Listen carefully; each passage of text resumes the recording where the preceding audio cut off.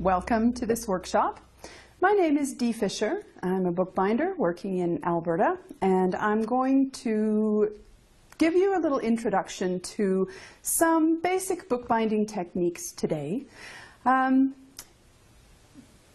arts and the form of the book have begun to be very, very popular.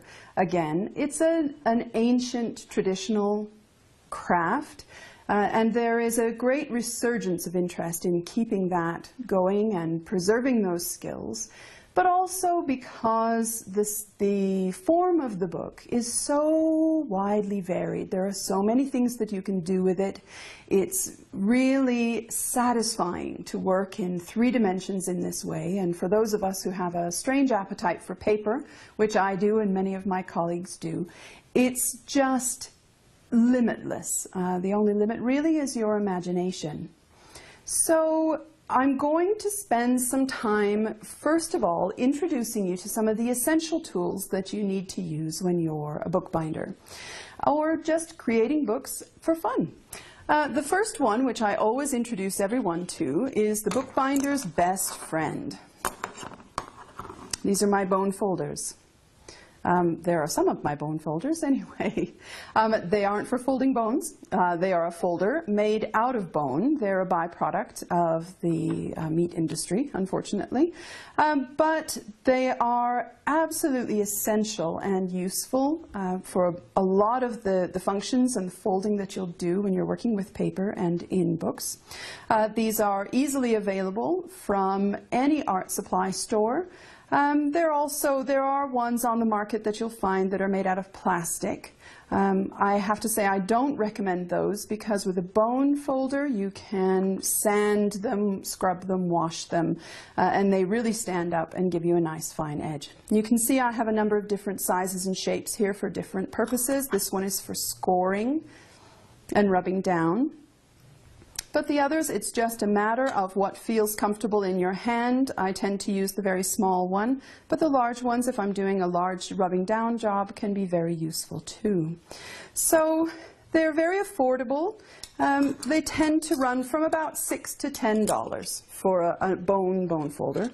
There are some that you can get that are also Teflon.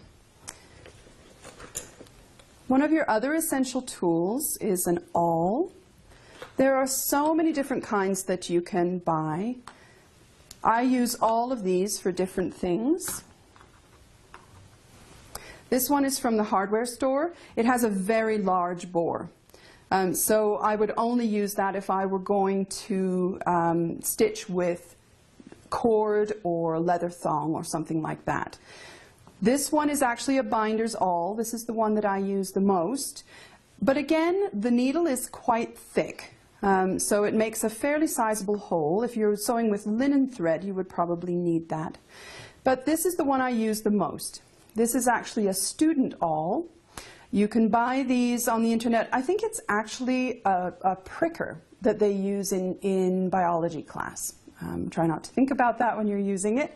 But they're very cheap. It's about $1.50 to buy that. You can get them on the internet.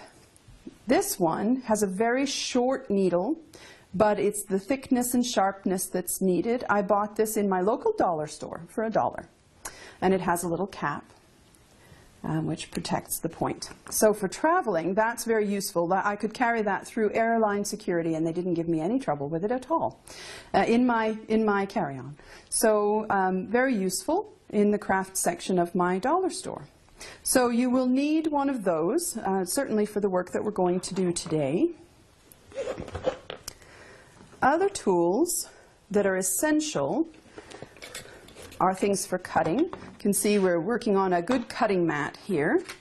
Depending on what I'm cutting, I use either one of these, which is an X-Acto blade, or whatever, you know, there are a number of different brands. They have snap-off blades. They're very good for cutting board and things like that. I work in small batches, and so I don't have lots of big tools like board cutters and things. These sort of things are perfectly adequate.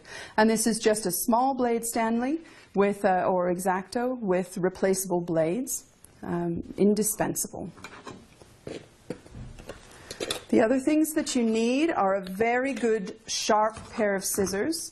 I'm going to completely debunk everything that you'll learn because my most favorite and sharpest pair of scissors came from my local dollar store again. So obviously I have a really good dollar store where I live. So judge them not by price, but by how sturdy they are, and a good sharp blade is what you're looking for. Keep them clean. Mine get covered in glue.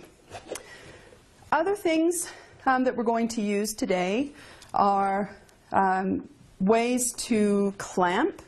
I have a whole set of plastic clamps like this in different sizes. They're a spring clamp, so they're pretty strong. They come from actually like a hardware store. And the one that I bought is a set from little tiny ones up to great big ones like this. But the simplest form of clamp is a good, strong rubber band. These you can get from your local office supply store. They're about $1.50 for a box. They don't last very long because they perish, but they're a good, strong, even tension. So you probably wouldn't want to use those on a big object because it might cause some damage.